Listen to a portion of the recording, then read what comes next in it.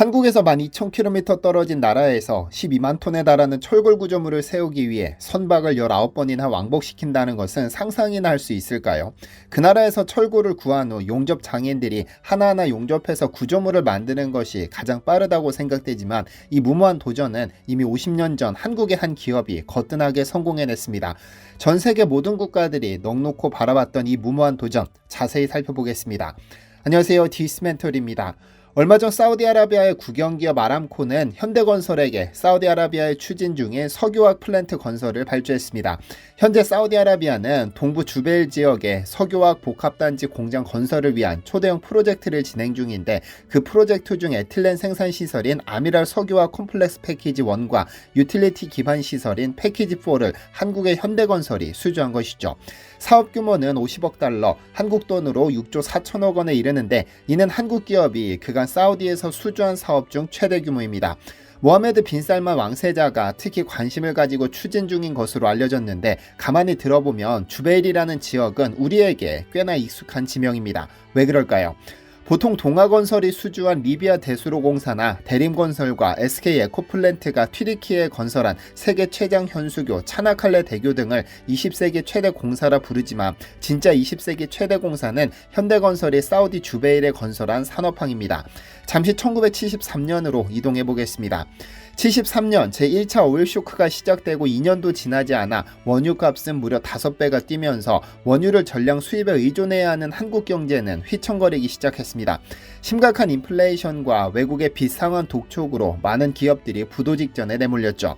그런데 이 당시 좁은 한국이 아니라 저 멀리 외국에서 외화를 벌어와야겠다고 생각한 인물이 있었으니 바로 현대그룹의 창업주 정주영입니다. 당시 전 세계 모든 돈이 중동으로 몰려들고 있었는데 사우디아라비아는 이 기회를 놓치지 않고 동부 주베일에 산업항 신항을 건설하기로 했죠. 주베일은 사우디아라비아의 대표적인 유전지대로 만약 이곳에 항구를 건설하면 주베일에서 나오는 원유를 외국으로 수송할 수 있기 때문에 지역 발전도 꾀할 수 있었죠. 그래서 사우디아라비아는 무려 9억 6천만 달러를 투입해 산업항을 건설하기로 하고는 경쟁 입찰을 시작했습니다. 사실 현대건설은 이 입찰에 참여해서는 안 됐습니다. 왜냐하면 20세기 최대 공사라 불리던 이 공사는 110만 세제곱미터의 콘크리트 작업량을 필요로 했는데 웬만한 항만공사의 흙 매립량보다도 많은 양이었죠. 그리고 현대건설은 이런 큰 공사를 해본 경험도 없었습니다. 그래서 아예 사우디 왕실조차도 세계적인 명성이 있는 미국과 영국, 네덜란드, 서독 등 9개 기업에게만 입찰 초청장을 보냈고 일본의 건설사들조차 초청장을 받지 못했는데요. 하지만 정주영은 사우디 최신청이 공사 입찰에 참여할 10개 회사 선정을 맡긴 영국 엔지니어링 업체 윌리엄 할크로우사를 설득하고 조선소 건설 당시 도와줬던 바클레이 은행의 도움을 받아 어렵사리 마지막 열차에 탑승했습니다. 그리고 정주영은 9억 3,114만 달러로 투차했는데 이 금액은 당시 한국 전체 국가 예산의 20%나 되는 금액이었죠. 그리고는 44개월의 공사 기간을 아무런 조건 없이 8개월 단축시키겠다는 제안까지 덧붙였고 이 제안 덕분에 사우디 최신청은 미국, 유럽 등 쟁쟁한 건설사를 제치고 현대건설을 낙점했습니다. 20세기 최대 공사가 현대건설에게 떨어지는 순간이었죠. 사실 공사를 따냈지만 해결해야 할 문제는 많았습니다. 특히 입찰에 실패한 기업들이 어떻게든 현대건설을 밀어내기 위해 온갖 회방작전을 펼쳤죠. 여기에 발주처는 현대건설이 OSTT 경험이 없다는 점을 지적했습니다. 해상 유조선 정박시설인 OSTT는 수면 아래 30m 안반에 12m 높이의 기초공사를 해야 하는 공사인데 아무래도 어려운 공사기 때문에 경험이 필요했죠. 입찰에 참여했던 미국의 브라운앤드루트는 이 공사에만 9억 달러를 써냈는데요. 하지만 이 브라운앤드루트 덕분에 현대건설은 전 세계 모든 국가들을 경악하게 한 무모한 도전을 시도할 수 있었습니다. 브라운앤드루트는 이 OSTT 공사에만 9억 달러를 썼는데 높은 값을 써냈음에도 수주에 자신이 있었습니다. 그래서 구조물 공사를 위한 모든 장비를 사우디와 바레인에 갖다 두었는데 수주에 실패하자 이 장비들의 처리가 문제였습니다. 가장 좋은 방법은 현대건설이 이 장비를 임대해서 사용하는 것일 텐데 자꾸 비싼 값을 부르자 정 회장은 한국으로 돌아와 버렸죠. 브라운앤드루트 입장에서도 바레인에 두고 장비를 사용하지 않으니 하루에 보관료만 7천만 원씩 손해를 보고 있었는데 결국 현대건설이 이겼습니다. 최초 제시 금액의 10분의 1 가격으로 임대하기로 하고 계약을 체결했죠. 그리고 이제 진짜 도전이 남았습니다. 사우디가 이 산업항을 건설하는 목적은 간단했습니다. 원유를 수출하는 30만 톤 크기의 탱 탱커 4대를 한 번에 접안시킬 수 있는 규모의 항구를 만드는 것인데, 이를 만들기 위해서는 설계상 자켓이라는 철 구조물 89개가 필요했습니다. 구조물 하나당 무게가 550톤, 가로 18m, 세로 20m에 높이는 36m로 10층 높이 빌딩과 같았고, 한 개당 제작비는 당시 돈으로 5억입니다. 이런 자켓을 89개 만든 후 수심 30m에서 연결해 나가는 것이 관건이었죠. 그런데 문제는 이 자켓을 어디에서 만드냐는 겁니다. 이때 정주영의 결단력이 빛이 났는데요. 1974년 아틀랜티코를 시작으로 선박 제작에 여념 없던 울산 조선소에서 자켓을 만든 후 주벨 현장으로 가져오기로 결정했습니다. 실로 무모한 도전입니다. 왜냐하면 이동거리만 12,000km였을 뿐 아니라 최단 거리로 이동하기 위해서는 대만과 필리핀을 지나 말라카 해협을 건너야 했습니다. 말라카 해협은 유명한 태풍지대로 한 번이라도 태풍을 만나 바지선이 전복되거나 충돌 사고를 겪으면 공사를 전면 중단해야 합니다. 운송 방법도 문제였는데 한 개에 550톤에 달하는 자켓 89개를 12,000km 옮기는 것은 정말 쉬운 일이 아니니까요. 그렇게 나온 묘수가 이름하여 뗏목 수송 작전입니다. 15,800톤급과 5,500톤급 바지선 2척을 연결한 후 자켓 5개를 얹어 이를 배로 끌고 가는 겁니다.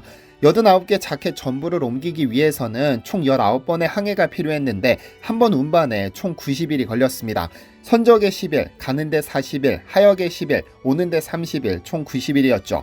이렇게 매달 한 번씩 바지선이 사우디로 출발했고 무사히 자켓 89개를 설치했습니다.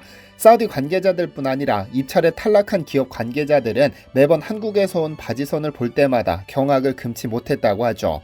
19번의 항차에서 큰 사고가 딱 한 번 있었는데 11번째 항차에서 중간에 바지선 한 척이 분실된 사고입니다.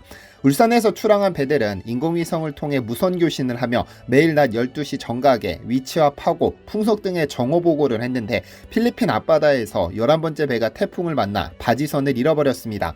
현대건설은 즉각 비행기를 띄워 바지선 행방을 찾아 나섰는데 다행히 멀지 않은 해안가에서 조난당한 바지선을 찾았고 예인선으로 자켓을 끌고 싱가포르에 입항했죠. 자켓은 생각보다 많이 부서진 상태였으나 한국에서 다시 만드는 것은 6개월 이상 소요되기 때문에 공기 단축은 꿈도 꿀 수 없었고 결국 주베일로 가져가 수리하기로 결정합니다. 당시 주베일에 머물던 담당자들이 꼼꼼하게 수리 계획서를 작성하고 설득한 끝에 2주일 만에 완벽하게 수리해 현장에 투입시켰죠. 그런데 이 무모한 수송작전만큼 발주처를 놀라게 했던 것은 정밀시공 능력 덕분입니다. 파도가 넘실대는 수심 30m 바다에 550톤짜리 자켓을 오차없이 정확하게 설치하는 것은 당시에는 불가능한 과업처럼 여겨졌었습니다. 외국 회사들은 이런 경우 보통 자켓을 설치한 후 간격에 맞게 빔을 제작하는 방법을 썼지만 현대건설은 정확한 위치에 자켓을 먼저 받고 미리 제작된 빔을 설치했습니다. 한기오차 5cm 내외에서 20m 간격으로 정확하게 자켓을 설치할 때마다 사우디 왕실 관계자들의 입꼬리가 올라갔다고 하죠. 결국 1979년 12월 20세기 최대 공사로 불리던 주베일 산업항은 현대건설의 손에서 완벽히 준공됐습니다. 모두의 예상을 뒤엎고 계약기간보다 10개월이나 단축된 공기에 발주처를 비롯한 선진국 건설사들은 깜짝 놀랐습니다. 발주처인 아람코 역시 OSTT에서 보여준 현대건설의 능력을 인정했고 이로써 국제 입찰 시장에서 코리아는 대단한 견제 대상으로 떠올랐습니다. 이처럼 한국과 잊지 못할 인연을 맺은 주베일 지역에서 현대건설은 사우디에서 가장 큰 규모의 수주를 따냈고 최근 국내 건설사들의 해외 수주 소식이 뜸한 가운데 이를 마중물 삼아 더 많은 공사가 이어지길 기대하겠습니다. 시청해주셔서 감사합니다. 디시멘터리에서는 여러분의 제보를 기다립니다. 제 채널에서 다뤘으면 좋겠는 뉴스 또는 널리 알려졌으면 하는 영상은 디시멘터리 네이버.com으로 보내주시면 소중히 제작하겠습니다. 시청해주셔서 감사합니다.